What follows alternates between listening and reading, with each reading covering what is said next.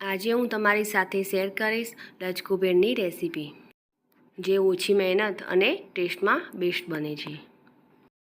મારી રેસીપી તમને ગમતી હોય અને હજુ સુધી સબસ્ક્રાઈબ ન કરી હોય તો લાઈક શેર સબસ્ક્રાઈબ કરજો। લચકુબેર બનાવવાનું શરૂ કરીએ તો તેના માટે આ રીતે વઘારેલા મમરા લીધા છે।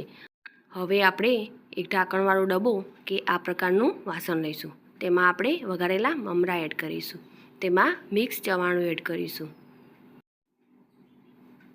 તેમાં ઝીણી સેવ એડ કરીશું અને ઝીણા સમારેલા બાફેલા બટાકાને એડ કરીશું। તેમાં આપણે ઝીણા સમારેલા ટામેટાં એડ કરીશું અને ઝીણી સમારેલી ડુંગળી એડ કરીશું।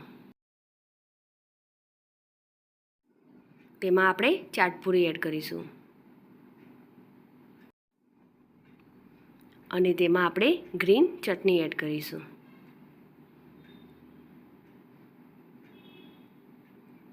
અને લાલ ચટણી લઈશું। તેમાં આપણે ચાટ મસાલો અને લાલ મરચું પાવડર એડ કરીશું। સ્વાદ પ્રમાણે મીઠું એડ કરીશું અને ફરી આપણે મસાલાવાળા મમરા એડ કરીશું અને તેના ઉપર લાલ ચટણી અને ગ્રીન ચટણી એડ કરીશું। ડબ્બો હોય તો ડબ્બાનું ઢાંકણ કે પછી આ રીતે ઢાંકણ એડ કરીને આપણે તેને સરસ રીતે મિક્સ કરી લઈશું। તો તૈયાર છે આપણી લચકુબેર। તેને આપણે સર્વ કરીશું તો તેના પર આપણે ઝીણી સેવ એડ કરીશું, ઝીણી સમારેલી ડુંગળી એડ કરીશું અને ઉપર આપણે ધાણાથી ગાર્નિશ કરીશું। તો તૈયાર છે ઝટપટ બની જતી લચકુબેર। મારી રેસીપી તમને ગમતી હોય તો લાઈક કરી અને શેર કરજો। સાથે જ મારી ચેનલ સબસ્ક્રાઈબ કરી બાજુ આપેલ બેલ આઇકોન પ્રેસ કરજો, જેથી નવી રેસીપીના અપડેટ તમને મળતા રહે।